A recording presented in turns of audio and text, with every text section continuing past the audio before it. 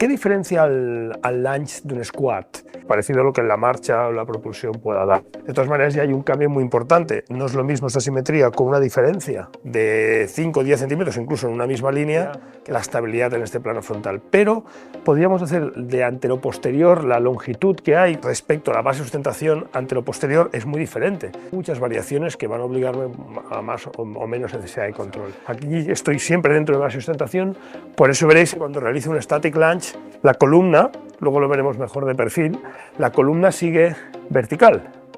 Eso hace que no se abran en sí tantos brazos de momento, tanto torque, tanta fuerza en los erectores espinales. Al ser tener más distancia antero-posterior, no me salgo de la base de sustentación cuando me bajo, por lo tanto puedo mantener la columna pues más vertical. Sí, flexión dorsal, acompañada de flexión de rodilla y flexión de cadera. Lo mismo que puede pasar en un squat, está desde posición de extensión hasta neutral. Sí que flexiona algo, pero no flexiona tanto. Pero, lógicamente tenemos estos dos puntos de reactiva del suelo. Si miramos los puntos de reactiva del suelo, lo primero que veríamos, si pudiéramos calcular, podéis hacerlo este ejercicio en vuestra casa, es determinar con una báscula, con dos básculas, mejor dicho, mi peso se tiene que distribuir en los dos puntos de apoyo. Y la cadera de la pierna atrás no se flexiona tanto, aparte de una posición de extensión, vemos que la reactiva del suelo nos va a provocar, lógicamente, flexión dorsal, peroneo largo y compañía, flexión largo de los dedos para intentar frenar. Por lo tanto, en la fase de bajada nos encontramos con una flexión dorsal excéntrica, esos músculos flexores plantares se están controlando. Lo mismo sucede, la línea de fuerza nos va a pasar un poco por aquí, por lo tanto vamos a sentir un poco. Siempre hay un poco de fricción. Yo creo que para no verlo tendremos que hacerlo sobre hielo y veríamos la diferencia que hay, cómo nos resbalaríamos. Incluso pueden provocar los propios cuádriceps. Los cuádriceps, en el intento de hacer fuerza, tiran el pie para adelante como se encuentra con fricción, pero podríamos probarlo. Podemos hacer una variación de hacerlo en un flowing o algo así, veréis la reactiva, hemos dicho que pasa por aquí, por lo tanto esta provocaría flexión de cadera obligando a los extensores de cadera. Como no tengo que cambiar mucho la posición de mi tronco, es parecido a lo que es el hecho de estar de pie, por lo tanto mis erectores espinales van a tener que aguantar la gravedad, pero sin ninguna salvedad específica como pasa en un squat, que se abran grandes momentos o fuerzas para obligar a los extensores. La de atrás pasa algo muy curioso. Si entramos en los pies, está claro que los dedos están recibiendo una fuerza de extensión, obligando a los flexores de los dedos, sí, sobre todo flexor largo, flexor corto, todo esto es aguantar. La rodilla está recibiendo también fuerzas bastante interesantes, aunque sí que es verdad que puede haber una pequeña fricción, lógicamente, como mi cuádriceps tira en mi intento tira un poquito para atrás, esta cadera está haciendo un concéntrico, porque la fuerza le provoca ligera extensión y ella necesita hacer una pequeña fuerza de flexión y yo obligando a mis extensores. Dependería un poco en función de cuánta fuerza de fricción tengo en relación a la reactiva del peso que le llega. Es importante determinar esto. A veces no sabemos de dónde viene, porque una inestabilidad en la cadera puede hacer que el pie caiga y la rodilla se vaya para adentro. Bueno, cuando vemos que al realizar el lunge se nos suele ir, que es tendencia muy eso, la rodilla se nos sale de este plano, de este sagital, nos falta fuerza en algunos de los músculos que tienen que absorber este impacto. Vamos a analizar un poco qué pasa y en función de ello luego tomar medidas.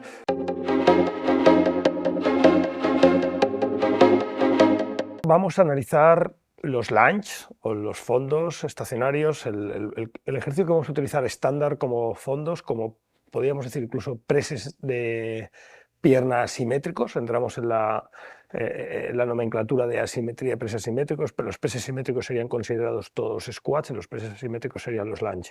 Vamos a utilizar este ejercicio como ejercicio estándar. Vamos a explicar varias de las diferentes, podríamos decir, configuraciones o variaciones genéricas. Luego ya veremos las variaciones ya realmente más diferentes, ¿no? Pero aquí lo que haremos es determinar un poco las direcciones de resistencia, si cambio los apoyos, posición del tronco, cinemática, algunos datos curiosos sobre qué pasa en cada una de las articulaciones, que a veces alguna está trabajando de forma concéntrica y en algunas articulaciones puede pasar al revés. Vamos a analizarlo un poco. ¿Qué diferencia al lunge de un squat? En realidad no deja de ser un empuje de piernas, lo único que cambia es que entramos en posiciones asimétricas, por lo tanto eso denota varios cambios, varias cosas. En algunos casos nos complica un poco el asunto, en algunos casos nos lo hace más fácil.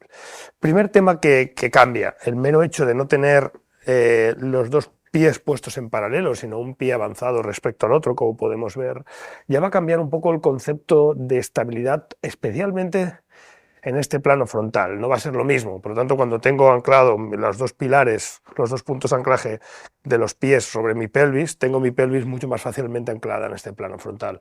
A la que llego aquí es mucho más fácil que esto cambie. De todas maneras, ya hay un cambio muy importante. No es lo mismo esta simetría con una diferencia de 5 o 10 centímetros, incluso en una misma línea, que hacerlo a la misma anchura que yo haría el squat, todo esto más avanzado, cambia bastante. Eso es un tema que hemos de tener en cuenta y que puede cambiar. No sé, creo que sea mejor o peor, creo que en un principio, para empezar con la gente, es mejor mantener la altura de las caderas, mantener este ancho, para que en el plano frontal haya más control de estabilidad. Aún y eso sí que es verdad que es más fácil, al no tener los dos anclajes, los dos puntos de anchura puestos en la misma altura, pues va a costar un poco más el tema este de estabilidad en el plano frontal. No tenemos todavía carga añadida, este vídeo es un vídeo estándar sin carga añadida, son lunge con el propio cuerpo. Pues realizamos ese mismo press. ¿Qué otra cosa cambia? Podemos ver que un squat, al tener los dos pies a la misma altura, por narices, podríamos decir la longitud de mi base de sustentación, en este caso la anchura de base de sustentación hemos dicho que debería ser igual, aunque normalmente la tendencia al hacerlo simétrico siempre es hacerlo un poco más estrecho. Eso es lo que cambia la estabilidad en este plano frontal. Pero podríamos hacer de antero-posterior la longitud que hay respecto a la base de sustentación antero-posterior es muy diferente. Podríamos decir que en un squat paralelo lo tenemos, depende de la longitud de nuestros pies, ¿no? Un tío que tenga un 50 de pies, pues tenemos... Pero más allá de estas bromas, en un lunge podemos tener mucha diferencia, hasta 1 metro, 1,5 metros, esto puede cambiar en función de la persona, muchas variaciones que van a obligarme a más o menos necesidad de control. Ese cambio hace que esa base antero-posterior haga que yo no me salga tan fácilmente de base de sustentación. Por eso cuando hacíamos un squat, enseguida que tiro para abajo, tenía que tirar mi cuerpo para adelante, porque al tirar para atrás la cadera me salía por detrás de base de sustentación y me caería, por lo tanto tenía que tener mi tronco delante. Aquí no pasa, aquí estoy siempre dentro de base de sustentación, por eso veréis que cuando realizo un static lunge, la columna, luego lo veremos mejor de perfil, la columna sigue vertical. Eso hace que no se abran en sí tantos brazos de momento, tanto torque, tanta fuerza en los erectores espinales. La columna, respecto a este control en el plano sagital, es menor. Es una de las, podríamos decir, no sé si ventajas, una de las diferencias con los squats que obliga a que haya menos necesidad de control de los erectores es esto. En un squat, enseguida, para no perder más sustentación, hemos de jugar con la posición del tronco adelantada y obligar que los erectores espinales hagan su trabajo. Aquí no es necesario tanto, prácticamente se tienen que aguantar porque la propia gravedad sigue tirando como cuando estoy de pie, ¿no? Es un poco una de las diferencias. La otra, vamos a ponernos de lado y vamos a ver algunas de esas cosas, vamos a verlas también, lo que estaba comentando, de lo que cambia. Más o menos podemos hacer, él tiene más o menos un palmo por detrás del talón, se puede hacer a la altura del talón, un poquito más corto. Vamos a empezar a analizar la cinemática. Hemos comentado lo de la base de sustentación, es un poco más estrecha. Normalmente, aunque se podría mantener, ganaríamos estabilidad en el plano frontal si lo hacemos más ancha a la altura de las caderas, entonces se hace a veces un poco más estrecha, depende de lo que queramos dificultar el tema de la estabilidad en el plano frontal. Al ser más, tener más distancia antero-posterior, no me salgo de la base de sustentación cuando me bajo, por lo tanto puedo mantener la columna pues más vertical, ¿vale? Vamos a analizar la cinemática. Vamos a entrar en el pie de apoyo anterior. Vemos que se produce flexión, lógicamente, sí, flexión dorsal, acompañada de flexión de rodilla y flexión de cadera, lo mismo que puede pasar en un squat. Y lo mismo sucede en la pierna de apoyo posterior. Vemos que la pierna de apoyo posterior hay menos movimiento en la cadera, prácticamente casi todo se sucede en la rodilla, la cadera se mantiene muy cerca de neutral, bueno, sí, está desde posición de extensión hasta neutral, sí que flexiona algo, pero no flexiona tanto. Veremos cositas que pasan. También veremos que la pierna de atrás, el talón no se mantiene apoyado, de tal manera que sí que hay flexión dorsal, pero al mismo tiempo hay una extensión de toda parte de dedos, por lo tanto ya estamos trabajando posiciones más de extensión de dedos, parecido a lo que en la marcha o la propulsión pueda dar, ¿vale? En un squat eso no pasa, estamos en todo momento con el talón apoyado. Vamos a analizar de fuerzas, cambios que podemos hacer. Primero vamos a ver cambios en los apoyos, porque hemos dicho estos movimientos cinemáticos, pero no hemos visto las fuerzas que pasan. Lógicamente tenemos estos dos puntos de reactiva del suelo. Si miramos los puntos de reactiva del suelo, lo primero que veríamos, si podríamos calcularlo, podéis hacerlo este ejercicio en vuestra casa, es determinar con una báscula, con dos básculas, mejor dicho, pues, mi peso se tiene que distribuir en los dos puntos de apoyo que tengo. Por lo tanto, yo podría tener todo mi peso en uno, en el momento que lo hiciera en una pierna, todo mi peso en otro. De ahí vamos a buscar puntos de entente, ¿no? Normalmente los squats asimétricos en estos lunge, lo que veríamos es que entre un 60-70% del peso se suele ir en la pierna adelante. Podríamos cargar un poco más.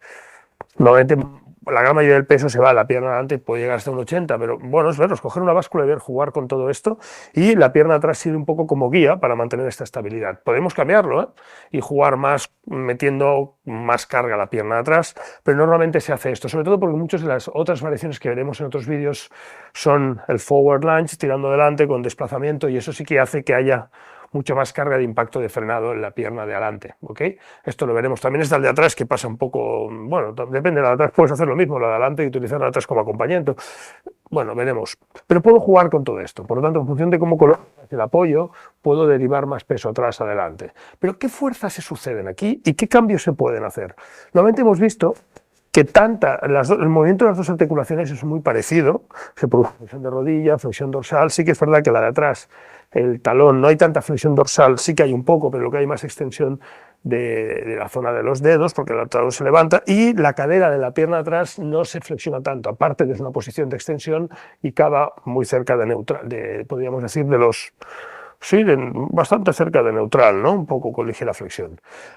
Hay personas que sí que hacen todo esto con la pierna estirada, pero esto nos limitaría mucho porque llegaríamos, conforme bajáramos, la extensión de cadera llegaría a un límite, no podríamos extender más. Si estoy cerca de una extensión fuerte, si yo bajo mucho, la cadera llegaría a extenderse mucho. Con lo que se suele hacer es siempre flexionar, dejar flexionar la rodilla atrás.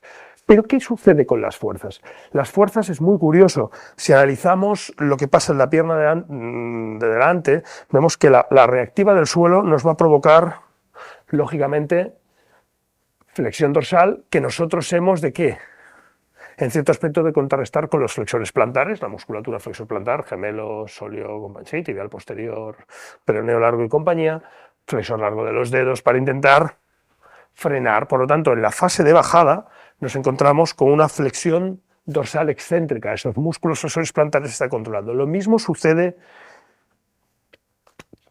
con la rodilla. Si vemos la línea de fuerza, claro que siempre estamos bastante estáticos, con lo que hay poca fricción, pero siempre un poco nos vamos a encontrar, pero hay poquita. Por lo tanto, nos vamos a encontrar que cuando vayamos abajo, la línea de fuerza nos va a pasar un poco por aquí, por lo tanto, vamos a sentir un poco. Siempre hay un poco de fricción. Yo creo que para no verlo tendremos que hacerlo sobre hielo y veríamos la diferencia que hay, cómo nos resbalaríamos. Por lo tanto, esa fricción que hacemos un poquito, aprovechando esto, esa fricción nos tiraría un poquito la reactiva, en este caso, para atrás, y nos daría una reactiva, que habríamos de ver cuánta fricción hay. No lo podemos ver en el caso que hay desplazamiento, es bastante evidente, sí, bastante evidente, y luego hablaremos de este mito relativo con el forward lunge. Aquí no tanto, ¿vale? Porque aquí estamos bastante estáticos, pero sí que hay un poquito de fricción. Si no, es que es muy curioso, hacerlo sobre hielo y verías lo que pasaría. Tendrías que hacerlo súper fino, entonces cambiaría bastante. Entonces solemos hacer un poco de fricción tirando un poquito para adelante, haciendo una fuerza, sobre todo porque los extensores de la rodilla lo intentan hacer para ayudarte. Y fuerzas se encuentran, un extensor de rodilla tiraría esto para adelante, se encontraría una fricción del suelo que tirara para atrás. Por todo lo más seguro que nos encontramos una ligera fuerza de fricción resultante que tire para atrás unida a la reactiva del suelo. Por lo más seguro que nos encontramos una fuerza que pasa en esta dirección.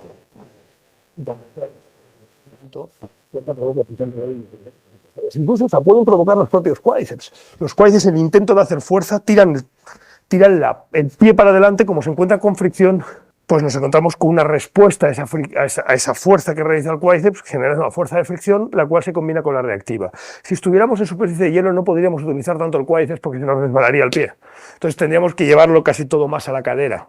Sería un buen ejercicio para verlo, pero podríamos probarlo. Podemos hacer una variación de hacerlo en un flowing o algo así, veréis la diferencia que hay de poder hacerlo ahí, de cómo se os va a cargar menos el cuádriceps, más al glúteo, porque no podéis tener ese cuádriceps empujando el pie adelante y consiguiendo fuerzas de fricción. Cuidado con las fuerzas, que a veces no se ven, pero están ahí, ¿vale? Por tanto, nos encontramos que el cuádriceps está recibiendo fuerzas, lógicamente el cuádriceps, la rodilla, perdonar, está recibiendo fuerzas de flexión o como resultado del intento de extensión de la rodilla para ayudar a hacer fuerza, ¿vale? Por lo tanto, la rodilla está recibiendo fuerzas que la flexionan y estoy flexionando. Por lo tanto, en la fase de bajada estoy haciendo, lógicamente, un excéntrico frenando con la musculatura extensora. Bien, lo mismo sucede con la musculatura de la cadera, estamos hablando de la pierna izquierda en este caso delante, ahora vamos a ver la derecha para que lo veáis mejor, lo mismo pasa con esta, la reactiva hemos dicho que pasa por aquí, por lo tanto esta provocaría flexión de cadera obligando a los extensores de cadera a frenar la bajada. Por tanto, en la bajada tenemos flexión dorsal aguantada por los extensores plantares, flexión de rodilla aguantada por los extensores y flexión de cadera aguantada por los extensores. En la parte de propulsión, pues pasaría lo opuesto, ¿sí? Estos músculos seguirían trabajando la misma musculatura, pero ya de manera concéntrica. Sí, ya trabajaríamos extensión, bueno, concéntrica en la fase, ¿eh? No todos los músculos, ahí no me quiero meter en el tema de si cada músculo, hay músculos que a lo mejor cambian su relación con el eje y cuando están, bueno, no vamos a entrar, pero la articulación trabajaría, o la fase articular sería de manera concéntrica, flexión plantar, extensión de rodilla, extensión de cadera. Vamos a ver qué pasa, en la columna poquita cosa, en realidad, como no tengo que cambiar mucho la posición de mi tronco, es parecido a lo que es el hecho de estar de pie, por lo tanto mis erectores espinales van a tener que aguantar la gravedad, pero sin nada, ninguna salvedad específica como pasa en un squat, que se abran grandes momentos o fuerzas para obligar a los extensores y al mismo tiempo meter más los flexores porque la orientación caería hacia abajo. No hay tanto trabajo de columna. Vamos a ver lo que pasa con la de atrás. Vuelvo a decir que normalmente si pusiéramos una báscula, ahora vamos a hacer un ejemplo, si pusiéramos una báscula veríamos, o dos básculas, veríamos qué porcentaje hay, ¿vale?, en uno y en otro, pero podemos jugar con todo esto, ahora lo veremos. La de atrás pasa algo muy curioso. Si entramos en los pies, está claro que los dedos están recibiendo una fuerza de extensión, obligando a los flexores de los dedos, sí, sobre todo flexor largo, flexor corto, todo esto es aguantar. Lógicamente también esta fuerza aquí provoca flexión dorsal y más bestia, porque hay más, bueno, aquí un poco menos, pero aquí hay bastante brazo de momento, por lo tanto los flexores plantares tienen que aguantar bastante, el tobillo tiene que hacer trabajo. Sí que es verdad que le llega menos carga en función de cuánto parte de mi peso coloco delante. La rodilla está recibiendo también fuerzas bastante interesantes, aunque sí que es verdad que puede haber una pequeña fricción, lógicamente, como mi cuádriceps tira para, en mi intento tira un poquito para atrás, pero para abajo, pues también me encuentro uno para adelante, y en vez de recibir tanto, va a recibir un poquito menos, y mi cadera también va a recibir poquito, pero lo curioso es cuando bajo, esto sí que es un concéntrico, lo que pasa es que habríamos de ver cómo llega la reactiva final de la fricción, la fricción para ver qué pasa muy cerca de aquí. La cadera de esta no recibe gran cosa y si recibe algo, queremos que recibe extensión. Por lo tanto, en todo momento está trabajando al revés que las otras. Esta cadera está haciendo un concéntrico porque la fuerza le provoca ligera extensión y ella necesita hacer una pequeña fuerza de flexión para realizarse. Analizar esto, que es un poco difícil, también habríamos de ver cuánta propulsión algo. Si quisiera hacer mucha propulsión, ya no. Pues entonces ya tengo mucha más fricción y en este caso la resultante ya se iría provocando ¿qué? Flexión y obligando a mis extensores. Dependería un poco en función de cuánta fuerza de fricción tengo en relación a la reactiva del peso que le llega. Si le llega mucho peso y hay poca fricción, sí que realmente provocaría extensión. Si le llega poco peso y casi todo es la fuerza reactiva del impulso, sería lo opuesto. Habríamos que analizar un poquito todo esto, pero es muy interesante de analizar y jugar un poco con todas estas líneas. Vamos a ver un poco ahora, vamos a poner dos básculas, no vais a verlo, pero os voy a decir más o menos cómo se distribuye el peso, ¿ok? Vamos a ver ahora, os voy a explicar más o menos cómo se distribuye este peso. Él ronda unos 80 kilos, ¿no?, en total. Ahí está sobre 50, 52, aquí sobre 30, sobre 50 y 30 más o menos, 51, 50, 51, 32, 33. Ese tema más o menos que he dicho, 60-70% en la de adelante, un 30% en la de atrás, 40, 30, 20 y pico. Vamos a hacer, ahora se ha parado, pero vamos a hacer este juego. Ahora vamos a verlo de nuevo y ahora lo va a apoyar más en la de adelante, va a utilizar la de atrás solo como guía. Vemos cómo va a cambiar el asunto. 60, 60, 60, 20, 60, 20, 65, 18, 65, 18, ahora vamos a hacerlo al revés. 40, 60, más o menos. Pero ya prácticamente eso no se llama un lunge. es un press asimétrico, pero no es el típico lunge que estamos apoyando más nuestro peso delante, es normal. Nuestro tronco, parte de él está un poco inclinado hacia adelante, es fácil que la pierna delante es la que se lleve, absorba más parte reactiva del suelo. Otra cosa interesante, que ahora ya vamos a quitar las básculas, es un pequeño detalle que nos queda, es analizar también la estabilidad en el plano frontal respecto a la rodilla y lo que marca la... Ten en cuenta que a veces es muy importante que haya un buen control de la musculatura que absorbe, de los sistemas de soporte y suspensión.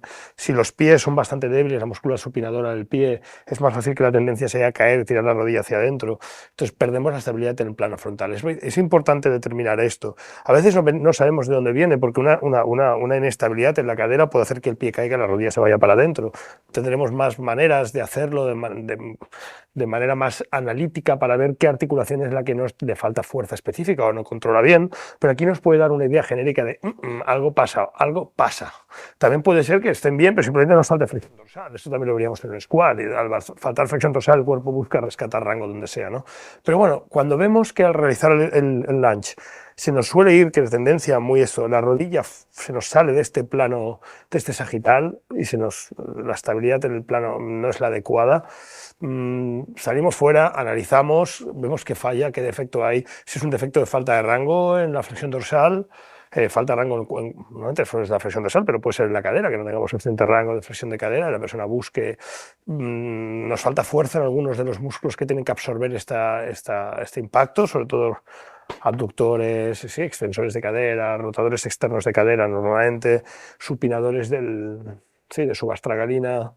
Hemos visto un poco qué pasa con flexores dorsales del tobillo. Vamos a analizar un poco qué pasa y en función de ello luego tomar medidas. Pero muchas veces, por mucho que le digamos a la persona aguanta, tiene algo que está fallando y su sistema está buscando compensar o está buscando la solución que considera más correcta, ¿no?